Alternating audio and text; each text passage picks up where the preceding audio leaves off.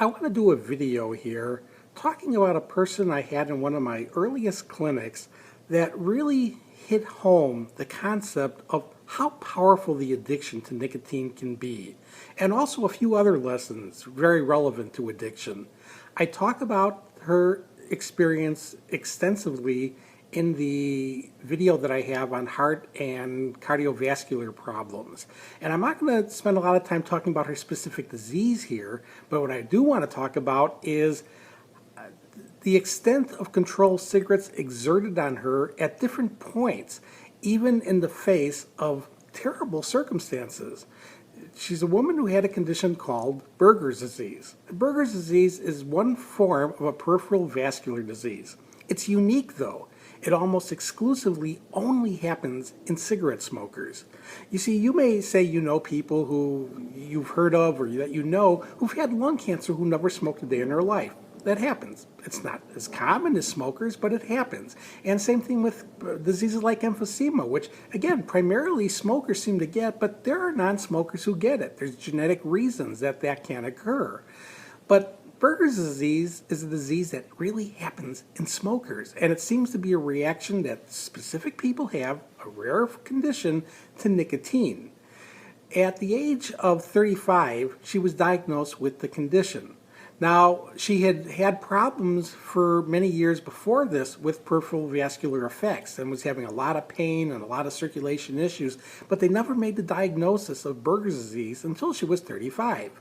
And at the time, her doctor laid it out very clearly. You've got this rare disease, rare or not, you've got it. And if you don't stop smoking, this pain you're having in your fingers and toes and in your legs, it's going to result in an amputation. And he just laid it out very clearly. She's got this problem, she's having severe pain with it now, and she had to stop smoking, because if she didn't, it was going to result in gangrene and then to an amputation. She did not heed those warnings, and at 35, the gangrene does set in her toes, and she loses her toes first, her foot, and then she loses her leg. Now, while in the hospital after the leg amputation, her doctor laid out very clearly she has problems on the other extremity now, on her other foot. If she did not stop immediately, she was going to lose that leg. She was going to end up having him take that one off too. She was scared, considering what just occurred, and she does quit smoking.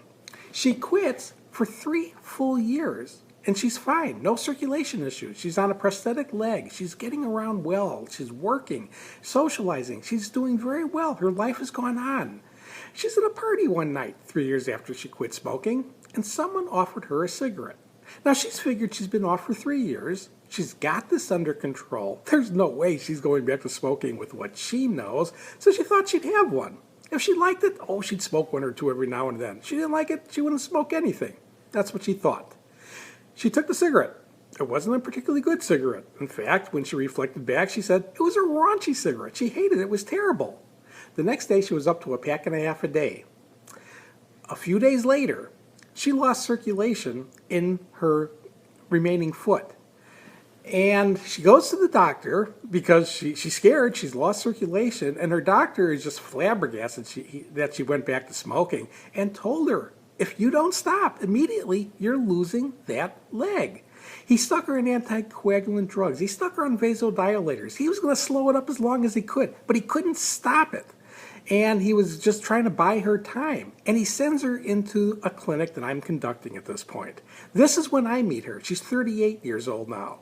And when I meet her, she comes in the clinic. She tells her dramatic story. She does quit smoking in the clinic within 2 weeks. She's off the medication. She didn't need it anymore. Her circulation was fine. She was doing great. It was as if the relapse had not occurred as far as her foot problem. She really was doing well. 9 months later, I'm calling her up to serve on a panel. I thought she had a really dramatic story. Not only because of the amputation, but about the relapse and what, immediately she loses circulation again. I thought that was a good story to share with people quitting smoking.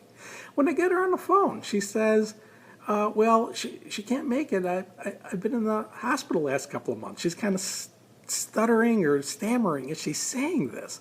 And I said, what happened? And again, she's hemming and hawing. She says, well, I had my toes amputated. And without thinking about it, as soon as she said it, I blurted out, I said, you went back to smoking? She said, yeah. She didn't believe she was going to get hooked again, even though it happened the last time.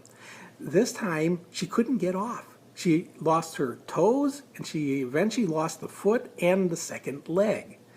Now, I've had other cases of Buerger's disease patients, not many, but a few in smoking clinics. Most of them had quit smoking and stayed off. She was interesting in the sense that she had the experience where she had lost the leg, quit for 3 years, lost the quit, lost circulation, got off again, but then, had this new recurrence here where she lost the limb again. I didn't see her again for quite a while, but she does come into a clinic to tell me, this is well over a year later, to tell me she had finally quit smoking. And she was off for over a year now. And she was just coming to the clinic to tell me this. And I said, I basically asked her, I said, how did you finally do it? What finally made you quit smoking? And she said, oh, the doctor, he finally convinced me. And I said, well, what did he do to convince you? And she said, oh, he told me, listen, just keep on smoking. I'm going to get your arms off next. And she said that scared her. That scared her to quit smoking. Her next comment was unbelievable to me. She looks at me straight in the face, dead serious, and says, hey, I didn't need to have a house fall on me to tell me to quit smoking. She didn't need to have a house fall on her to tell her to quit smoking. This is how irrational some of the people I deal with are. And I want to point something out about this woman. She was a very intelligent woman. The last time I saw her, she'd been off smoking for quite a long time by that point. It was in several years. She had written a play that she had starred in. She was a double amputee, and she was performing on stage, and people did not know she was a double amputee. She was actually an extremely inspirational and very bright woman. She'd come on to panels every now and then and talk about, she remembers making the statement about the house falling on her and how ironic and how bizarre that was, but how her mind was just so strange when it came to cigarette smoking. But that's where her story is so impressive, because it shows numerous things. It shows the cost of smoking. Here was a person who ends up a double amputee. It shows the power of the addiction. She was able to stop it all along the way, up to the point that gangrene set in. She seemed to be able to stop it if she would just stop smoking, and she couldn't do it. It shows how easy it is to relapse, how she took a puff after 3 years, and it cost her her quit. And again, within days, it cost her her circulation and then her limb again. It shows how there's people who you look at as they're using and think, there's no way they can quit.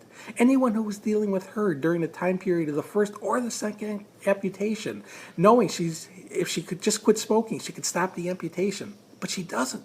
She smokes all the way through to the amputation. And you see people or a person like this and you think, wow, there's no way she can quit. But she does quit. Working with the idea it's impossible to quit. In a case like this, it's quite evident that it was possible to quit, because she did it, again, to save her arms. It shows the power of the dependency. Once you've got nicotine out of your system, you want to do everything in your power to keep it out, because if it gets back in, it can get this kind of ironclad grip again. And you don't know you'll have the strength to beat it the next time, you don't know you'll get the desire to beat it the next time, and you don't know you'll get the opportunity that something doesn't go wrong between the two attempts. Do everything you can to keep a current quit going. And if you haven't quit yet, understand you can do it. It can be done. And what you need to do to get that quit going and then to be able to keep it going is simply to make and stick to a personal commitment to never take another puff.